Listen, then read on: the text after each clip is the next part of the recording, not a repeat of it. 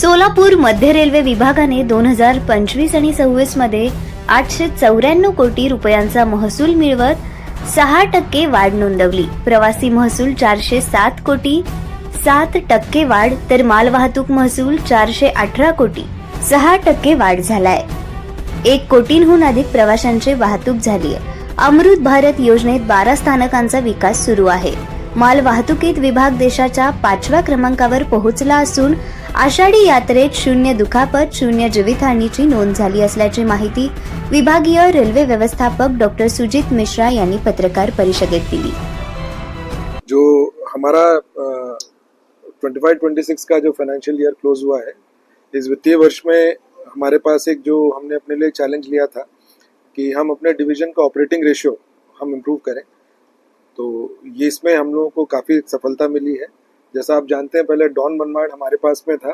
इस सेक्शन में 5 जगह हमारी लोडिंग अनलोडिंग होती थी, और जब डिविजन्स का रिऑर्गेनाइजेशन हुआ तो ये लाइन हमारी पुणे मंडल को गई, और उसके कारण जो हमारा ऑपरेटिंग रेशियो था वो हमारी डिवीजन का 89 था पहले. मतलब हम 100 रुपये अर्न करने के लिए हमें 89 रुपीज़ खर्च करने होते थे.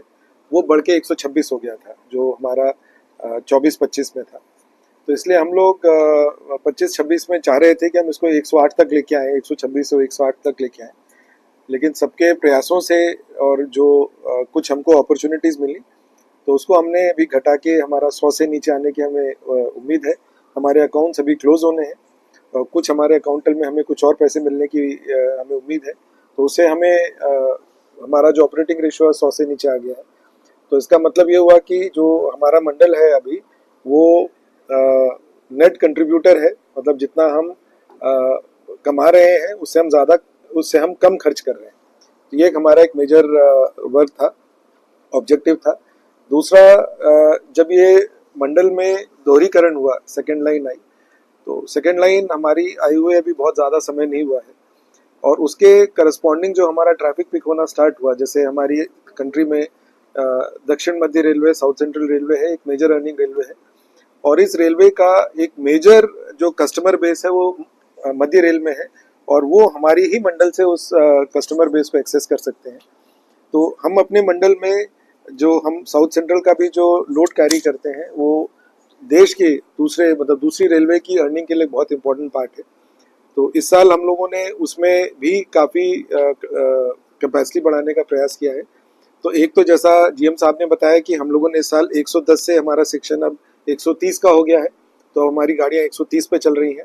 हम लोगों ने इस सेक्शन को 130 से 160 करने के लिए वो भी हमारा एक काम स्टार्ट हुआ है. हालांकि इसमें थोड़ा सा समय लगेगा, लेकिन इसका फिजिकल वर्क चालू हो गया है. इसका पहला कदम था इलेक्ट्रिफिकेशन का. मजबूती से हमारा इलेक्ट्रिक सिस्टम को जो है ट्रैक्शन डिस्ट्रीब्यूशन को हमें और सुदृढ़ करना, तो उसका काम काफ़ी अच्छी गति से चल रहा है. उसके अलावा हमारा जो इस साल जो हमारे को एक मेजर एक हमें सेटबैक लगा था, जब हमारे यहाँ प्रत्याशित रूप से बाढ़ आई थी, और उस नदी में आई थी जिस नदी का ज़्यादा हाइड्रोलॉजिकल डेटा हमारे पास नहीं था. लेकिन जो राज्य सरकार की मदद से, हेडक्वार्टर्स की गाइडेंस की मदद से ये वाला पीरियड हम लोग उसको मैनेज कर पाए. उसमें 1 लाख से ज़्यादा हमारे जो यात्री थे वो प्रभावित हुए थे. लेकिन सबके प्रयासों से जो हमारे पैसेंजर्स जो गाड़ियों में फंस गए थे उनको हम प्रॉपर इवैक्यूएट कर पाए, और इसमें राज्य सरकार की हमें काफ़ी मदद मिली थी. जैसा कि हमारे सीनियर डीसीएम साहब ने आपको बताया कि इस साल हम लोगों को कुछ नई कमोडिटीज़ मिली और कुछ नई डेस्टिनेशन मिली. तो हम अपना जो कमर्शियल का या हम अपना जो ऑपरेशंस को ऐसे नापते हैं कि हमने कौन सी नए गंतव्यों को छुआ और हमने कौन सी नई कमोडिटीज़ ली. तो हम लोगों ने जैसे इस साल हमने मोलासेस के अंदर हमारा बहुत अच्छा काम हुआ, और मोलासेस के अंदर पूरे देश में बहुत ही लिमिटेड रेक्स हैं, और उन्हीं रेक्स को हमें जब मिला तो हम लोगों ने 17 रेक की, और पिछले साल से ये काफ़ी बड़ी संख्या थी. और हम उम्मीद करते हैं, चूँकि हम देश की सबसे बड़ी शुगर मैन्युफैक्चरिंग महाराष्ट्र में है और हमारे पास बहुत सारी शुगर फैक्ट्रीज़ हैं, तो हम ये समझते हैं कि ये वाला बिज़नेस हमारा आने वाले समय में और मजबूत होगा, और इस बिज़नेस में हमारी जो हमें इनकम मिलती है पर रेक, वो भी हमारी बहुत अच्छी है. शुगर में हम जितना आशा कर रहे थे उतना हम नहीं ले पाए। हम लोग इसको और भी डीपली स्टडी कर रहे हैं। शुगर हमारे को लगता है कि जैसे पिछले साल तो कम क्रशिंग हुई थी, इस साल का सीज़न अच्छा रहा है, तो हमें लगता है कि आने वाले समय में हम उसको मेकअप कर लेंगे, तो उसका प्रभाव हमें अगले वित्तीय वर्ष में जो भी चालू हो गया है कल से, उसमें हमें दिखेगा। हमारा 85% शुगर हमारी मिरज लातूर लाइन पे होता है, जो आप जानते हैं कि एक सिंगल लाइन है, और वहाँ से हमें अपनी मालगाड़ियों को निकालने में, चूंकि ये सिंगल लाइन है तो उसमें थोड़े से हमारे चैलेंजेस हैं, लेकिन मध्य रेल की और दक्षिण मध्य रेल की कुछ कनेक्टिविटी उस एरिया में इम्प्रूव की है, तो उससे हमें लगता है कि आने वाले कुछ वर्षों में हम अपने शुगर को भी इवैक्यूएट कर सकते हैं जल्दी। शुगर हमें इसलिए ज़्यादा प्रॉमिसिंग लगती है कि कई हमारी ऐसी डेस्टिनेशन है जहाँ पर हम एक शुगर की मालगाड़ी में हमको, या एक मोलासेस में, या एक गुड़ की जो जागरी वाली गाड़ी चलाने में हमें 4 सीमेंट के बराबर की हमारी अर्निंग होती है। और ये एक ऐसा लोड है जो नॉन पोल्यूटिंग एक लोड है, और इससे डायरेक्टली बेनिफिट हमारे किसानों को मिलता है। तो इसके लिए भी अभी हमारा सारे गुड शेड्स के ऊपर हम काम कर रहे हैं, और उसका प्रेस नोट के अंदर आपको उसके बारे में बताया जाएगा कि एक उसकी संख्या भी है कि हम एक 7 गुड शेड्स में कितना कर रहे हैं हम लोग, इन्वेस्टमेंट कितना है, करीब हम 100 करोड़ से ऊपर हम इन गुड शेड में खर्च कर रहे हैं। और हमारे जैसे भिगवन का गुड शेड है, ये अपने आप में कंट्री का एक बड़ा यूनिक गुड शेड बनता जा रहा है, जिसके डिटेल्स आपको जयदीप साहब भी बताएंगे कि ये नॉर्मली गुड शेड 1 या 2 कमोडिटी पे होते हैं। भिगवन एक ऐसा गुड शेड है जहाँ पे लोहे से लेके कोयला, शुगर, सीमेंट, सब तरह के आइटम्स हम उससे डील कर रहे हैं। हमारे पास एक और बहुत बड़ा चैलेंज था इस साल कि हमारे चूंकि सारे गुड शेड जहाँ से हमारी अर्निंग होती है वो अपग्रेडेशन में थे, लेकिन ये एक निर्णय डिवीजन के स्तर पर लिया गया था कि हम अपने गुड शेड को पूरी तरह से बंद नहीं करेंगे। हालांकि हमको ये कहा गया था कि आप सारे गुड शेड बंद करके आप पहले काम कर लीजिए, और चूंकि हमको ये लगने लगा था कि सीमेंट थोड़ा सा टेम्परामेंटल एक कमोडिटी बन गई है, और जैसे वैश्विक स्तर पे जो परिवर्तन आ रहे थे, तो हमारे यहाँ पर कमर्शियल विभाग ने निर्णय लिया कि हम गुड शेड एक बार में सिर्फ आधा बंद करेंगे।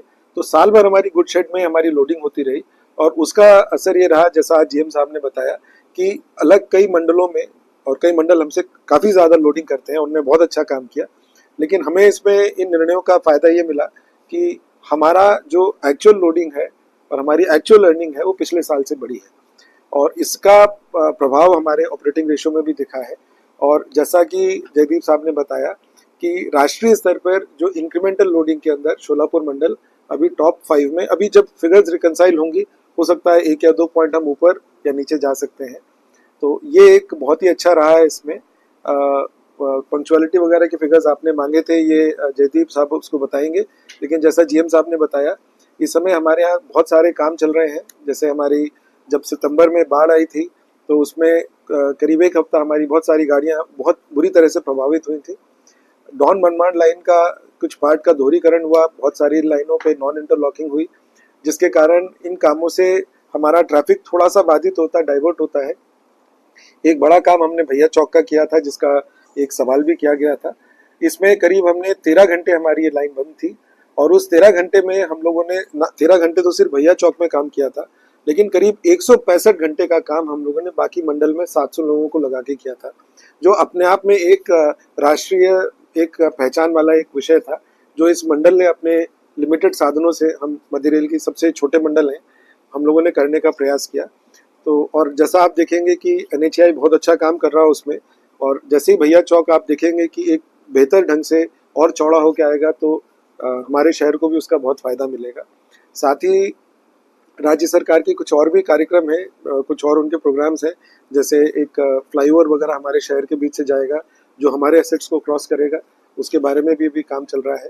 और जो अगले साल में जो एक चीज़ है जो उसका प्रत्यक्ष रूप से आप शायद ना देखें, लेकिन वो रेल्वे के लिए और मंडल के लिए बहुत आवश्यक है, वो ये है कि आपत्कालीन परिस्थितीत 2 प्रवाशांना मदत, आरोग्य शिबिरे आणि थकबाकी वसुलीद्वारे 9 कोटी रुपयांची प्राप्ती करत विभागाने सामाजिक बांधिलकी आणि आर्थिक शिस्तही जपली आहे, असेही डॉक्टर सुजित मिश्रा यांनी सांगितले। करंटली 1 ड्रोन से काम हो रहा है और 3 ड्रोन्स का प्रोक्योरमेंट अंडर प्रोसेस है, जिससे क्राउड कंट्रोल और बाकी आपदा के इश्यूज में भी ड्रोन के माध्यम से ये चीज़ें मॉनिटर की जाए।